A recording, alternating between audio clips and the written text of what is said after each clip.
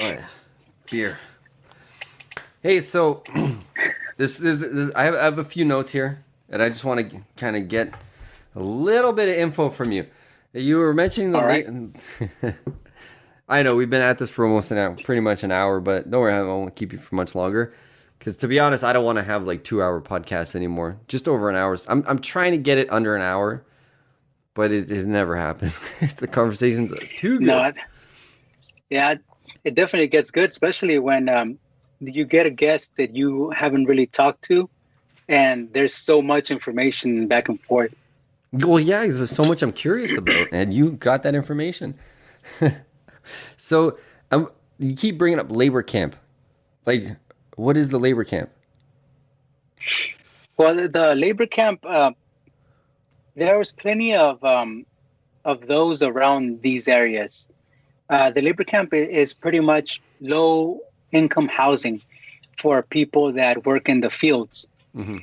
So, um, in the 50s and 60s, there were, well, I guess, what they called the Braceros program, which is when they would have Mexico, they would give them a chance to have migrant workers for them to come over and work the cherries, the oranges, the cotton fields, the grapes, to be able to come and help with that part of the economy and come work. But they had different little stations where they could work. They were close to the places where they were working at, and they don't do that now, not that way, but there is people that come to work from like either Texas or from different places of the United States, and they go into these places that are called labor camps, where they can come into work for the seasonal, and then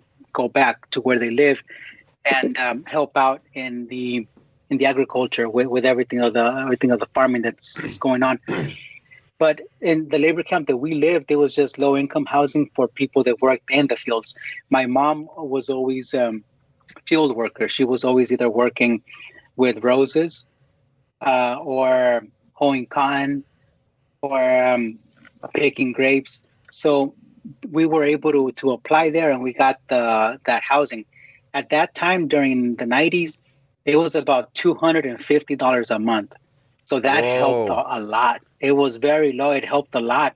And there was these apartments, they were kind of like put together, but it still had three small rooms, a living room, a kitchen, bathroom. It was very helpful for us that we were living in little houses where it was a lot more expensive to live in. And since there was so much people that needed that here, there, the labor camp was big. So you were having, I guess, what you would call like the projects for us, for the Mexican or Hispanic, Latino community that worked in the fields. So that's where you would start to see a lot of kids, which was like me and my friends around there, that we would bond over living in that area. And you would have the older kids, the older people that would walk around, and they were into doing their own thing already, which was into trying to be either a cholo or to just have a that kind of a life. And in the nights, you would smell the smoke of marijuana, and know that there was a lot of crazy stuff going on. So it was almost like if for getting that help from the government, we were put in that situation where we were going to become friends with people that were already into something bad, Hmm. or or that we didn't have like me a father, or we were trying to look for companionship, and we found each other. I did have a couple of friends that we were into some stupid stuff, into uh, gang banging, into wearing the clothing like that, the dicky shirts, the button up shirts with the one button on top, where the rest of it flowed, like in the those movies where Mi Vida Loca or American Me. I don't know if you ever knew or heard about those by Edward James Olmos. The Viva Loca I've heard of before. The other one, no. Yeah, all of those movies, because we saw other Mexicans there or other Hispanics, as actors there, we thought, oh, that's how we're supposed to act. That's what we're supposed to be. So we were trying to be that. Mm. And that was the big part. That was what was happening in the labor camp. You were having all these people talk to each other, and we were all pretty much Mexican. You would see every once in a while scattered through a black person or a white person living there because they were working also in the fields. But the 99% of the population in these labor camps were just like me. And so I was able to feel comfortable, but also know that if I didn't watch out, I could end up in jail or probably end up dead from being around all these people, which was my own kind. Jesus Christ. So labor camps, I guess, were cash money, tax free. So because you were in like just say like the co-op program, like the co-op housing, and they put you in the labor camps just because they just knew you would work for that kind of money, right? Correct. Yeah. We were pretty much, my mom was doing a service by working in the fields. So they were giving that service for the reduced income housing. Oh, so it was probably it was a whole cooperation between the fields and the housing. Nobody ever put it that way, but I'm assuming it goes hand in hand. If someone's doing you a favor, you're doing them a favor, but they're making more money off of us being there than us off of them. Well, because these were times where working in the fields, I know when I started to go, when I was in high school and I would have summers off, my mom would take me to go to the grapes in Hokan. And I remember the first time I went to go work, it was, I think about $6.75 or $6.25 an hour, $5 to $6. When was that? What year? It was real low. This were about 90, I want to say 95, 96. That back then that was actually like average minimum wage. Yeah, here, yeah. Yeah, that's what it was. It was the same here. I remember when I started working in 2001, I think I got my first job at McDonald's as a cashier, and I think my wage as a part-time was like $6.75 an hour. That was part-time, right? But yeah. So I guess what you're saying, maybe okay, from what I'm gathering from this is that the lower income housing maybe had some kind of a contract with the fields because they knew that you weren't legals and they knew they could probably give you a little less, but the fact is they're giving you housing, right? So it's kind of a give and take situation, maybe in a way. Do you think, or? I would think so. I know they have a lot of systems to be able to checks and balances to be able to know that, hey, these are the people that are working the fields. Mm-hmm. So they knew where we were at. They know what kind of conditions and area we were living at. What was the conditions of the low income housing? It actually wasn't too bad. Well, you didn't have a sand floor. That's for one. No. Oh yeah, it wasn't a dirt floor. I'm sorry, I didn't mean to say that. It was just no. That was, and I want to tell you from you're in America. You and livable, all the livable conditions. You should. Yeah, and all the struggles that my mom did to get us to where we're at, and everything that she sacrificed. Now, when she was able to, when she retired early at 62. But she retired. Her house is paid off. She paid off her house. She added so much to it. It's a pretty good house. Attached the apartment to it so she can have a renter. And with all her 401k and all her Social Security and everything that she's getting, she lives on that fixed income. But her cars are paid off. Her house is paid off. She has good insurance. I mean, I'm so proud of everything she did. And me now, since 2004, she pushed me and my sisters to get houses. So I've had a mortgage since I was about 23. Nice. And now I'm 39 now. I'm going to be 39 this year. So in a couple of years, I'm hoping, God willing, I'm alive. That this house will be paid off. Also, she pushed us to get that extra she motivated us so we can be here. My kids have their own rooms now. When I was young, I know I was since I was the only boy living in the house. I wasn't the only boy she had, but the only son living in the house. And I slept in the living room. The living room was my room. And anywhere we were at, the living room was my room. And so now to be able to have 55-inch screen TVs for my kids in their rooms, PlayStations and whatever they need and all that, and have them their own house where they were born and they've lived here the whole time. And I have a steady job. And oh my God, this is all because of her. Like you said, from coming from living in a place that had dirt floors, I I could not have imagined that. I know I'm not a wealthy person, a rich, a well-off person, but from where I started to where I'm at now, I'm gonna be able to push my kids even further. So that's big motivation. Um, no, you know what? I'm going to correct you right there. You are rich, and I'll tell you why. And I love your mother. And once you're done and you talk to your mother next, be like, hey, I talked to this guy Bam Bam from Canada, and he says he loves you. Because when anyone asks me, is like, what's your definition of rich? My definition of rich is having everything paid off, money in the bank, enough money to do what I want to do next. If I feel like a vacation this year, sure, I can do it. You know what I mean? It's just, you're covered. That's rich to me. I don't want no goddamn Maserati or fucking Tesla. And like, I dated this one girl and we were driving in this rich ass neighborhood and there's this massive house.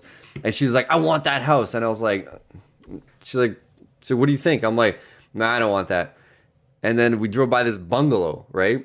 With a big property. I was like, that's what I want. And she's like, oh, don't you have any inspirations? Don't you want to like have better things in life? I'm like, yeah, I do, just not that fucking massive house you pointed at. I'm like, what? I'm going to spend my whole life paying for it and furnishing it?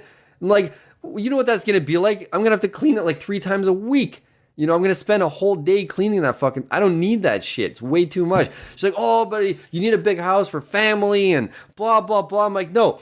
That bungalow has more than enough space. It has the upstairs, has a nice living room that if I don't have the big house, I can spend the money on decking out the living room. And I love the outside, so I can make the fucking backyard sweet, you know? I can make it my little oasis or something. I can deck out the basement for guests, if anything, or my man cave or whatever. But the house that she pointed at, I'm like, I'm not going to spend my life trying to pay for that fucking thing. Like, it's ridiculous. So what you just said about your mom is she has all her TK4s. She paid everything off. She's no debt. Probably has a pretty good savings retirement plan. She got you guys all set up. That's it. She did everything. Now everything's covered, and she has time to just enjoy life with family, kids, go do something, go on some adventures, experience things. That's rich to me. Yeah, and that's why I always told my wife that even if at this point this is the rest of my life, and this is what I'm gonna do. If I'm gonna stay right here where I'm at and stay working in the same place where I'm working, but push our kids, she stays at home with them, and they're straight A students because she's on them all the time, and I'm the one working the one income, but I'm trying to do everything I could. I'm trying to do everything I can for her to be able to be here and give our kids the biggest push that we can. So I want to be their stepping stone.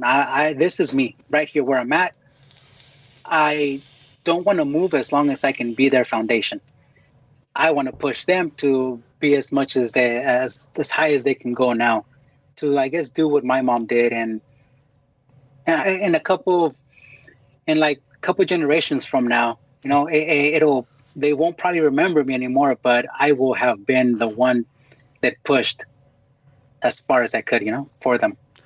Well, the ones that will remember because you were there, they will remember, and hopefully they will continue your story. I'm pretty sure they will. They will talk about. Hey, man, my parents told me about grandparents stories. I kind of don't remember because I was younger, but I remember those stories, and I was like, wow, They had that kind of life back then. It wasn't that long ago, 100 years ago. 100 years is fucking nothing. Look where we're at now. So, Yeah. no, they will be. They will continue on. And technology, who knows what your kids could keep videos, and this podcast is forever going to be online, and they could, 200 years down the road, if the internet is still a thing and I'm dead and you're dead, this will always be there. Well, I hope in 200 years from now we're all dead or else we're zombies. And the apocalypse. I just happens. don't want my head to be cut off and put into a fucking globe and just like electrified to stay alive. You know what I mean? And put on a shelf somewhere. It'd be weird. But Yeah, don't want that. Oh man, hold on. There was a few more things I wanted to get through with you. Because obviously you've built up your life. You've come from damn well nothing, and look at you now. Look at that nice fucking leather computer chair you're sitting on. Like, how many people in Mexico do you think have that right now? Not enough. Not enough. More should get it for sure. They definitely fucking deserved it after everything they've been through. I've seen a lot of documentaries, man. Mexico is a damn beautiful place, but wow, just wow. Some parts, wow. So many of the parts are they need a lot of work. Yeah, it's not. It's a lot of corruption and stuff. You're not corrupted. So where I was gonna go with this is, I asked you last time we talked, when I go through your Instagram, like here, look at you, you're smiling like a motherfucker. Like you've learned to smile, and you told me that you had an issue with smiling because it was all about being hard before. So what's the deal with that? Yeah, but, well, all that's from I guess the way I was brought up, how I was saying, living through not having a father and having to be the only man of the house when I was my age and young, and hanging out with all these kids that we were either cholos or trying to be harder than what we really are. So other people mess with us, and not trying to bring attention to who I am because I was undocumented and not wanting to be known as that. So trying to stay in behind the scenes, not be noticed. All of that, I think, helped me suppress or put away the person maybe that I had inside. The happy little kid had to go and hide so he wouldn't get in trouble or get deported. But I mean, if you were trying to stay under the radar and you were using a serious face and not smiling to do that, wouldn't you think that would kind of make you a little suspicious? Because, like, let's say government officials, police officers or whatever, immigration officers saw you and you just cold face. Wouldn't you think that would be more suspect than like if you were smiling, like hee hi, like, you know what I mean? Yeah, definitely, and I agree with you. But you have to think about it. We are looking at it now as 30-something-year-olds, not as 7, 8, 9, 10, as 12-year-olds, as a 15-year-old. We're not looking at it through their eyes. We're looking at it as us now. Yeah, I definitely agree with you.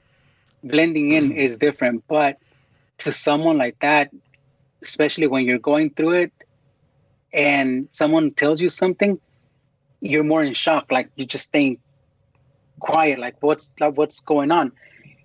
But now in this age that you should act a little different. But at that time I didn't. I wasn't looking at it through 38-year-old eyes. I know. You were scared. You were undocumented in America, and I'm after talking to you we're talking for an hour, 16 minutes and 7 seconds. I get it. You were scared. You were terrified, and that's how you dealt with it in every situation, right? Did you? Yeah.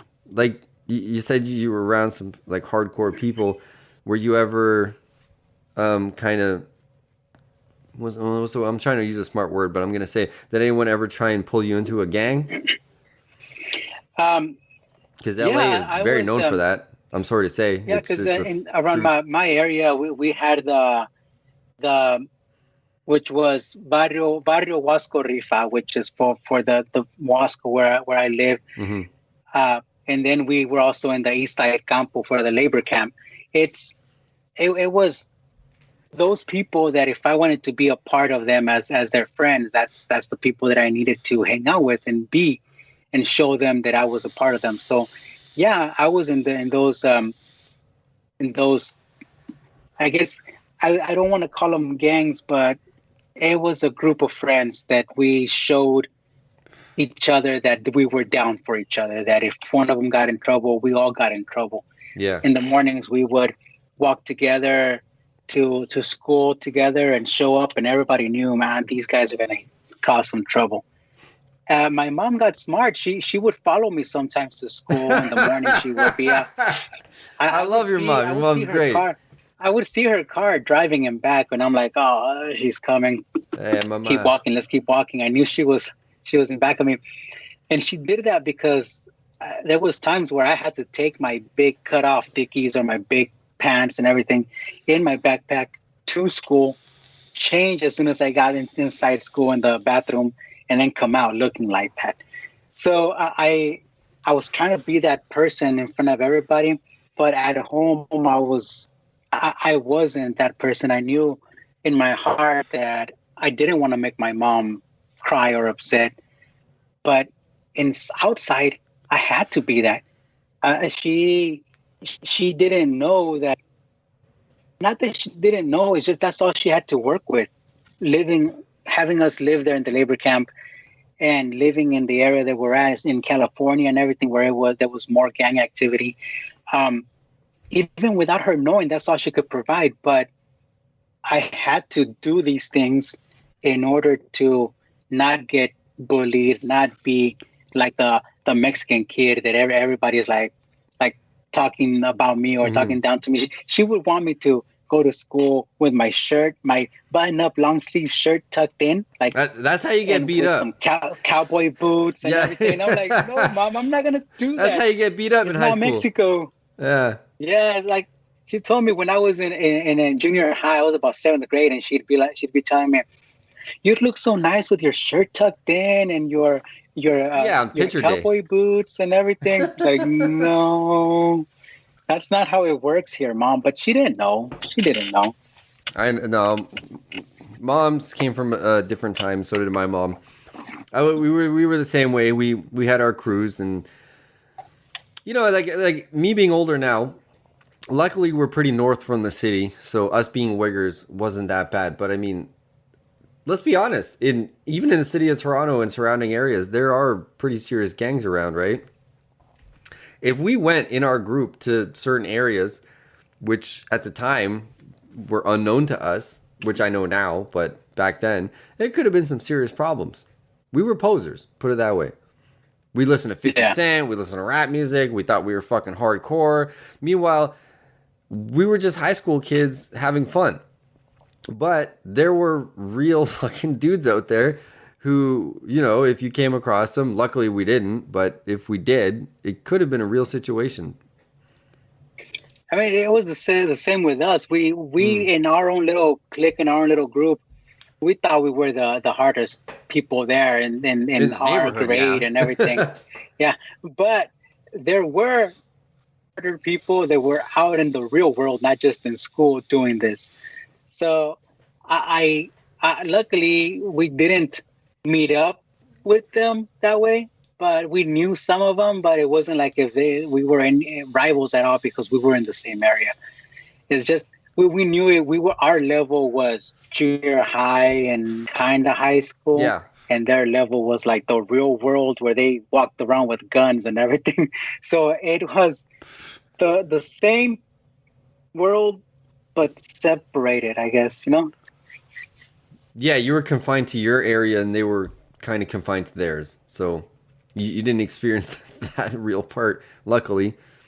I hope not. Yeah, but by the time I would have gone to experience the real part, that's when I was telling you that I did get my permanent residency. Mm-hmm. So I found an out.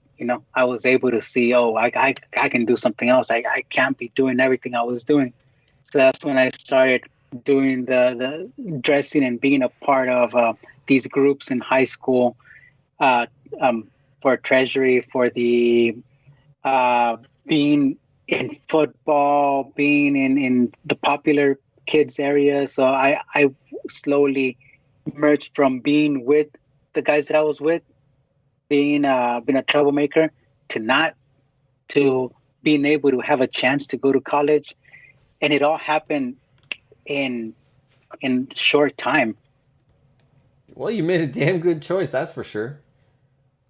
Yeah, and all of it, like I told you, was because my mom just kept pushing and pushing and following me. So a lot of it is definitely my mom. A lot of help. You know, I appreciate you saying that because there's a lot of things going on where they're talking about people that cause crimes in lower income families, and statistically they're saying that is because they don't have fathers. But you are living proof that a mother can keep going if the mother just puts in the time. So am I. My dad died Yeah, when I was 17. I went off the rails, and my mom brought me back. So me and you, two living proofs. yeah, man. Yeah, You don't need a father. You moms, need man. like it's nice to have a father. Don't get me wrong. I'm not saying you don't need a father. What I'm saying is it's just if you have a loving mother and you appreciate that love, you think you're okay. Definitely. So, now I remember that when I was looking at your Instagram. If you go lower, I saw those pictures from '97, and I fucking love them. Because you got the baggy pants, the Carl 96, Kanai 97. t-shirt. You're like holding your hands out, and your face is all hard. And I used to do that too, right? I used to every picture I would pose. I would be like, or like I don't know, try and throw up some fucking hand sign, not knowing what I'm doing, Yeah. but. We thought we were so hard. There was even like a month where we used to shave our heads, and I remember I used to wear a white bandana like Tupac. Oh man, That we was all the went through stupidest it. thing I've ever done. I went to a party one time, and like I walked in, they're all like going side to side and shit. And when I walked in, everyone turned around and started laughing, and I was like, I'm still not taking it off. Fuck it. But I stopped the walk. I just partied, but like I was like, yeah, I know I look like an asshole now. Yeah, thanks for telling me, everybody. Yeah, actually, I used to be a big fan of Tupac, and I'll show you. So I'm way past the wigger stage. I'm just a realistic person these days. I'm just myself, but I still appreciate Tupac. I do. I love this music. It was great. Yeah. I had a time with it, just like I do with Marilyn Manson, Eminem, everyone, Korn. So I had a pug, and I got a tattoo of his paw. And I thought, I'm like, there's got to be something fun to put with the paw. So what did I do? I got it, and I wrote "Pug Life." That's awesome. Like Tupac said "Thug There it Life." is. I said "Pug Life" Yeah. because he was my life, right? I didn't know you had that one. Sorry. I didn't know you had that tattoo. Oh, sometimes I forget about it because it's behind my arm. I barely see it, It was right? behind. Yeah, and I put a little crown because he was such a needy little prick, the pug. Yeah. And I used to call him. I'm like, look, you're like a king. I just have to tend to all your fucking needs. You're my little king, right? So I put this little king crown on the end of it. Most of mine were from that movie, The Nightmare Before Christmas, Ooh, that's a from good one. Tim Burton. Yeah.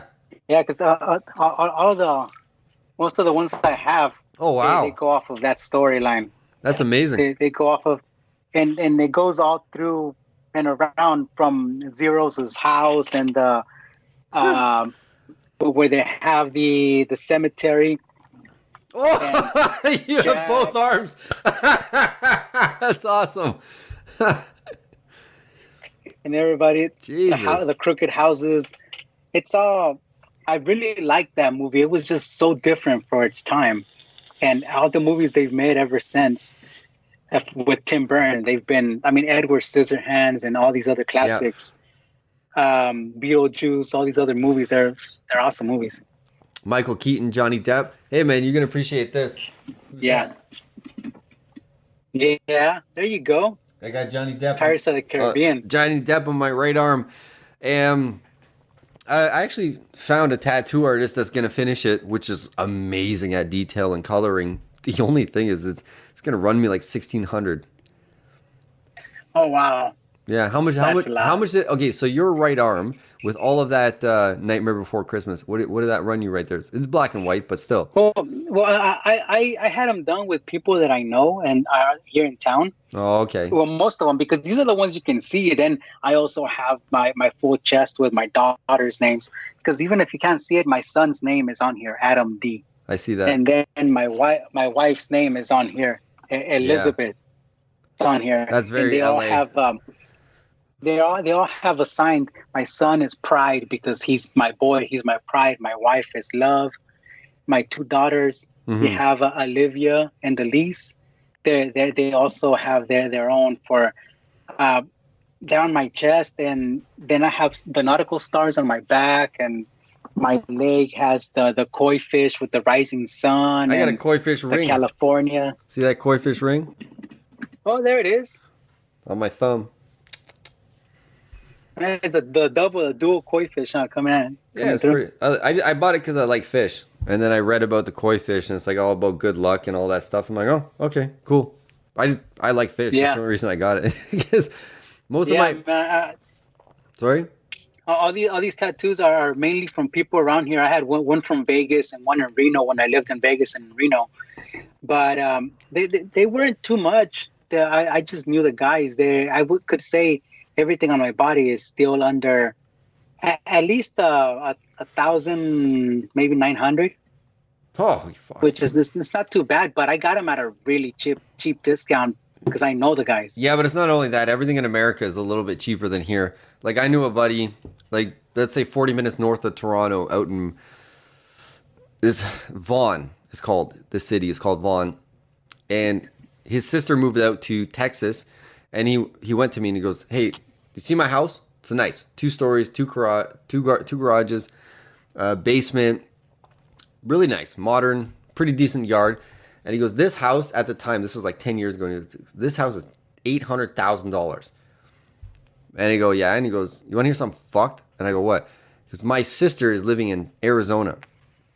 She bought a house double this size for $320,000. That was at the time, 10 years ago, right? She's like, "Oh, but she Yeah. had to pay 30 grand to deliver a baby. Meanwhile, it's free here." But like, okay, wait a minute. So you saved, let's say 800,000. Hers was around 300 something thousand. So you saved $500,000, but you had to pay $30,000 for a baby. So now you have $470,000 in your bank. So what? I want to go to America, Yeah. man. I need to go to Yeah, Arizona. Fuck this shit. Yeah, even here with for our kids, two of them were before I have this job, and they we didn't pay anything either. Yeah, I think it was just like $100, Yeah, but but that's you it. had like And some kind of a medical plan, like Obama plan or something, right? yeah, Yeah. yeah, 10 it's years ago, there a was no Obama Medi-Cal. plan or whatever, I think. Yeah, well, my son being he's 12, so when he was born, we had Medi-Cal, and Medical, either okay. way, we didn't pay anything. Ah, And with my daughter too, with my younger daughter, the one that's a year and a half, with her, I think we had to pay about 100 and maybe $200 just for the copay for my insurance, and that's it. for a living human being, it's not that bad. But No, what I'm no, everything else is money. Yeah, it is. It's a give and take. Like, Ontario, where I live, is actually one of the highest tax brackets in the world, and it's gonna get worse because our fucking like silly prime minister has been just spending like you wouldn't believe. We are in the worst debt in. Yeah, our country probably has one of the worst debts in the world at this moment. It's terrible. What all I'm trying to get at. Ours does too, man. Yeah, but still, I don't know. Anyways. I don't want to get on that COVID shit, but it's just Neck to neck, huh? it's kind of like a give and take. Like sure, in Canada, there's things that is better than America financially in some ways. Maybe I don't know what I can't say what, but like a tattoo here, like just say it cost me $1,600. I'm sure somewhere in America, probably like you said, like look at you got your full arm, right? It cost you 900. like half the cost. It just things are different in a lot of ways. But Yeah. I wish when I was younger I moved to America because there's a lot more opportunities in entertainment that I could have got into. It's very slim here. So, but I do like America. I love American women and the mountains. That's why now that I started, how you were saying, started to be more interactive and smile more, like you said.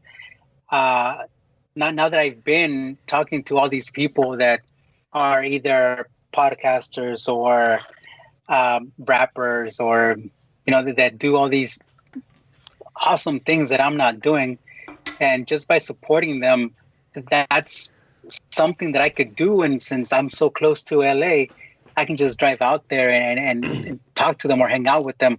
I know a couple of I have someone that I know that's a comedian, and a couple of podcasters that I've gone out to LA and we take a bike ride. We do a 25-mile bike ride, and then I just come back. I need to go back and do this again in the next month or so with them, but it's pretty cool to be able to do that. And I know in other places, if I even lived in the Midwest or in Texas or something, it'd be a little bit more difficult to get with them, because LA is a big hub of so many interesting people. Well, yeah, I'm glad that you brought that up because it's a good segue into what I was going to start talking about. Is on your Instagram, you're working with what's his name, Magic, and The Real Rob. And I've been looking up these guys, and they're pretty big. Like when I would go on their Instagram and they have performances, they have like full on sold out, like which looks like a crowd of thousands of people of a show. It was actually funny because the what's his name? He calls himself The Real Rob. Yeah, Little Rob. Little Rob. Okay. With the Chicano rap. Yeah. So he's what is called Chicano rap. Yeah. You call it Chicano rap. I just call it Spanish rap. I like it. He's good. He's talented, and I actually looked into him. He's been actually at this for a long time. And the one thing that's really cool that I found on his Instagram is what was that movie? You know Rob Schneider, the comedian, the actor? Yes. He's the guy in Waterboy. He's like, you can do it. You can do it. Yeah. So he had a movie called what was it called? I can't remember, but it was about him where he got caught for tax evasion or something, and he had to go to jail. So he got a ninja master to teach him how to fight, and your buddy Little Rob acted in that movie. Oh wow, I don't remember that movie. You're gonna have to look it up at some point and I'll find it. Send it to me and let me know. I'll find it right now. Yeah, because last Thursday there was a video shoot with Hypnotic and MC Magic with a song that just came out called My Chula. Yeah, and I saw you on the set for that. Yeah, for that video, they got a hold of me to see if I wanted to. Well, I've talked to Hypnotic every once in a while, and he asked me if I wanted to be in the actual video, and I told him, yeah, no problem. But once I got there, it turns out that that there was the person that was going to play as the husband they got cheated on the video, that they needed me to do that part to fill in. So it was going to be my acting debut. So I'll be on that video acting for the first time. Nice. That's going to be fun. Yeah, man. It is. It's going to be real fun. It took a little bit because I wasn't even prepared or ready for it. But I'm pretty sure Concrete, which is the guy that's producing it and getting the video together, pretty sure he'll get it to look right. Good. You're in a music video. See, that's the thing I was asking you about before. Is like, okay, what are you doing right now? And you're like, I'm supporting people. I'm like, what does that mean? But like you said, you're supporting people, podcasts and musicians, artists, rappers. And if you go on your Instagram, man, you're all over the place and you're on sets and you're with people that have credentials, you know? The funny it's gotta be a fun. funny thing about that is my son, the one that I was telling you, he's 12 years old. He does not have a picture at all on his Instagram. He's just starting it. But I got MC Magic, which has almost 400,000 followers to follow him, and he doesn't have anything on his. My son doesn't have anything on his Instagram. You know how long it actually takes someone to get a person that's verified with about 400,000 followers to be interested in their Instagram and follow back. I told him that's a big deal, and he was real happy about it. I'm just glad I was able to do that for him, just to get someone to follow him, and it caught him by surprise when I called him and told him check your Instagram. He was real happy. Wow, you're a good dad. It's it's a little fucked up though, right? That social media is basically the new media, and there's so many apps, but like when me and you were kids, if your dad could get like an actor to maybe talk to you on the phone, that would be a huge fucking deal, right? Yeah. So let's fast forward. This is the future situation. So let's say Instagram is the old phone, and the the rapper on Instagram has 400,000 followers, and all he did was follow your son, and he's just as happy getting that follow that we would have been back in the 90s getting that phone call. You know what I mean? Yeah, definitely. Especially so when you have weird. when you have that person only following back 1,000 people out of 400,000. Yeah. Oh my God, he's following me. Yeah, exactly. And then I thought it was cool. It was never about people like that in the beginning. It's always been about. I find someone that has 1,000 followers, 600 followers, but they're interested in music and they're doing something about it. I just message them. I click like on their posts and message them and let them know, hey, you're doing a good job. It sounds good. Keep at it. Or that song's fire. Or, keep pushing it or something like that. You know what? We all need some words of encouragement. And that's all I've been doing, just letting people know that sounds good. Or with some of the podcasters like you, the way that I can tell you thank you is when I listen to an episode, I take a picture and I put it as a story. That's my contribution to what you're doing, to say thanks for the free content, because you guys go through a lot. You guys are doing a lot just to push that out. And I appreciate it. I'm there at work 12 hours. And if you can have me laughing for an hour of it, dude, I want to say thank you. So I make a quick story and I put it up. That's the only thing that I can do other than going all the way to Canada and shake your hand, Well, that's what I like about social media is that I don't have to go to America, LA or anything, or you don't have to come here. And look at us, we connected. We connected basically the way you said. You were supporting me. And see, I explained this to you. Like we had this whole conversation in a DM. For anyone listening, this is the story. This is how we got on my podcast. So I do this follow unfollow trick, and listen to me. Don't get butthurt about it. I'm like you said. I'm putting out my content. That's my part. If I'm making you laugh your ass off, then you're getting something from it. Okay. All I'm doing is when I follow people is I'm campaigning and I'm trying to let you know that I'm out there. And then you see my podcast, then you see my material that I'm posting. When I throw my Thor hammer up out in the fucking Canadian snow, make that ridiculous video and fucking ass naked in front of my neighbors' places. But the key is that I'm trying to let you know that I'm out there. And sorry to say, due to the algorithm, I have to unfollow, because if I hit a certain number, then I can't follow anymore, which means I cannot campaign anymore. I can't let more people versus the people I already let know that I'm there. I can't let more people on top of that. So I have to unfollow. And I unfollowed you, and then you hit me up, which I thought was really cool. And you were like, yo, why did you unfollow me? I'm trying to support you. I'm like, oh, I'm sorry, man. I didn't mean to. It's just how it is right now, right? Because I'm trying to build my numbers, and my numbers are my audience, and I'm that's why I keep posting these stupid ass videos because I'm trying to keep my audience there, like entertained. Definitely. Plus my podcast, and then me and you started talking, and I explained to you what I was doing, and you were cool about it, and then you started telling me things, and I got you on a FaceTime, and then you told me more about your life. I'm like, okay, you told me about how you came from Mexico and how you didn't have a green card, and how you built up this life. Now you hang out with rappers, and you're on fucking like film sets and music video sets.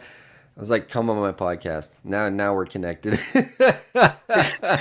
You know what I'm saying? Now I'm not gonna unfollow. But yeah, no, exactly. I'm not gonna unfollow Yeah. because now you're in my inbox and I had you on my podcast, so I know specifically who you are. A lot of people get butthurt over the fact that you unfollow them. Like there's this app, I guess, that shows you if someone follows you, and then it unfollows.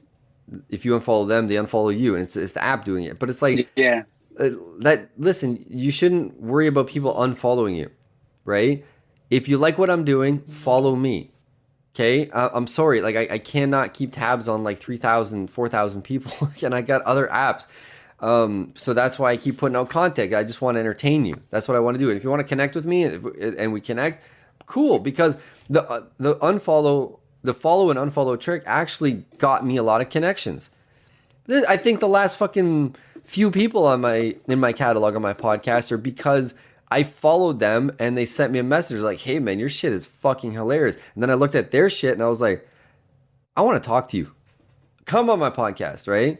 So That's how I got here, from one of your follow and follows. exactly. That's how you got here. That's Because I awesome, yeah. followed you because I was just following a list of people, and then you contacted me, and I was looking at your stuff actually because of Little Rob, but then I guess I wasn't paying attention, and I unfollowed you, and look at you now, you're on my podcast. So it works, and some people think it's not organic.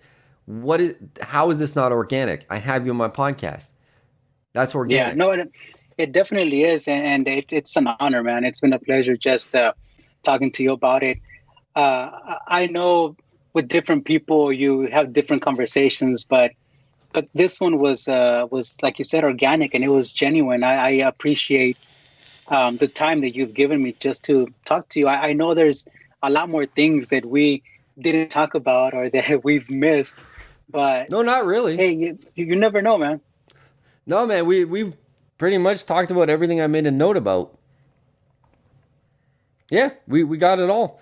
The only other thing is my last thing is you said you were supporting people, brands, music, and organizing, and I think you told me about that. But is that a thing? Is that do you want to make a living at doing that, or are you just going out supporting brands? No, it's not a living. I have my regular job. I know I have my kids. I have my family. My wife and my kids are the biggest thing in my life. So you're But rich.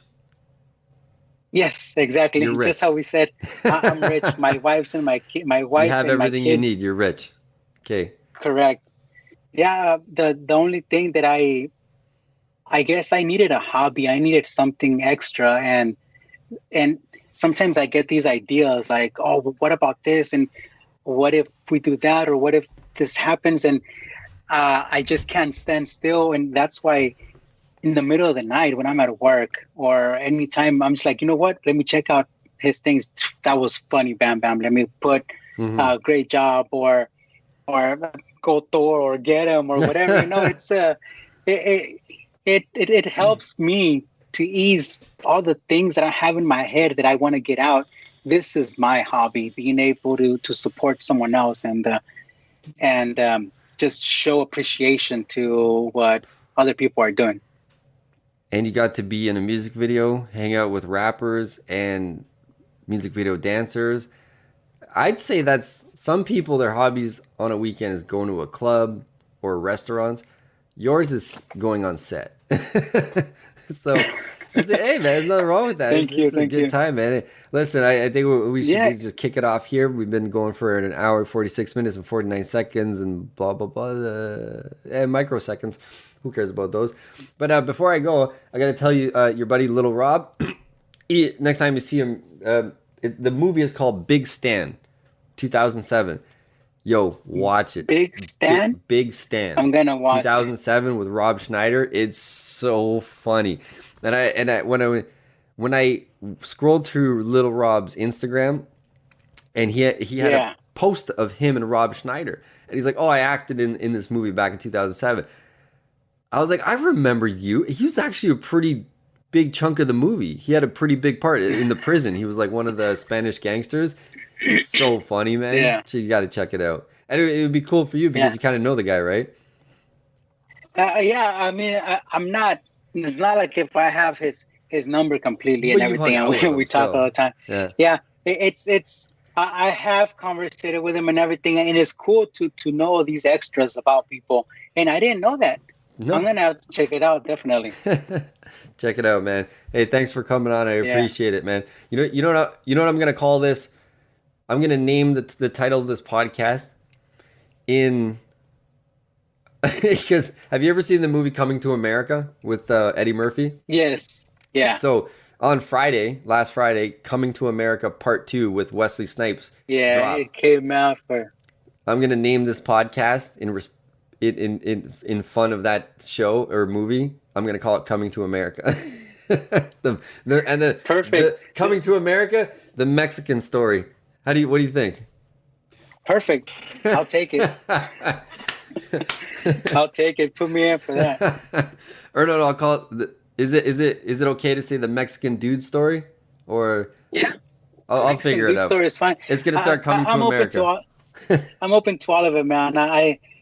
You can't get mad at there's so much of that cancel culture, so much of that stuff happening that why you got to get mad at little things? Live happy. No, I don't. That's why I asked you when I said border jumper. It's I don't know if it's culturally wrong to say or what, but it's like word for word. You jump the border jump. Like, I'm not being racist or anything. It's like physically that's what you did. You jumped the border. A lot of times it depends how you say it too. You didn't say it maliciously. There could have been someone came up to me and yelled it at me or something in my face, and you can tell when someone's trying to put you down. No, I understand, because like someone could go up to you and be like, "You're a border jumper," right? I was saying it in the action of the scenario. It might have happened. Like, I'm not saying like, "Oh my God, you're a border." Like, it's wrong that you're a border jumper. No, it's not at all. It's like you said. It's some people are sensitive and they take things out of context, and you can't jump on people for one headline. This is the whole Gina Carano thing. I'm not going to get into it because we're ending this, but all I'm saying is sometimes read more than one article, like get a little more information before you make an opinion. No, definitely. And no, I'm glad you crossed that. Let me correct myself. I'm glad you crossed that border. You talked to me. You're a great father. You have a great mother, and you're rich. Yeah. Thank you. Keep in touch. Keep in touch, my friend. Definitely. Let me just say one quick thing. You have the last word for sure.